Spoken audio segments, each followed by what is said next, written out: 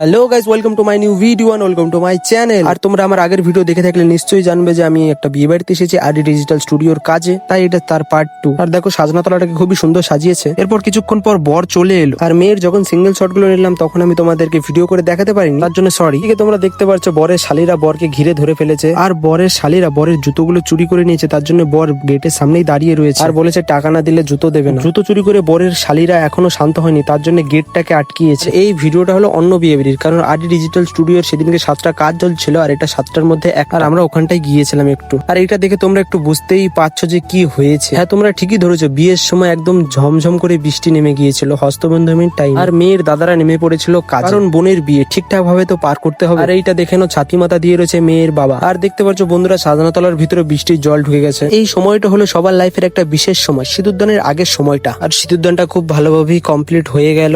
আর এটা হলো দ্বিতীয়বার সিঁদুরদানের সময়। আর সিঁদুরদান হয়ে যাওয়ার পরে আমি সিঁদুরদানের কতগুলো ফটো ক্লিক করে নিচ্ছিলাম, আর দেখতে পাচ্ছ সাধারণতলার অবস্থাটা। এরপর আমি কাপেল কতগুলো ফটো ক্লিক করে নিলাম। আর তোমরা এরকম ভিডিও দেখতে চাইলে লাইক কমেন্ট সাবস্ক্রাইব করো প্লিজ।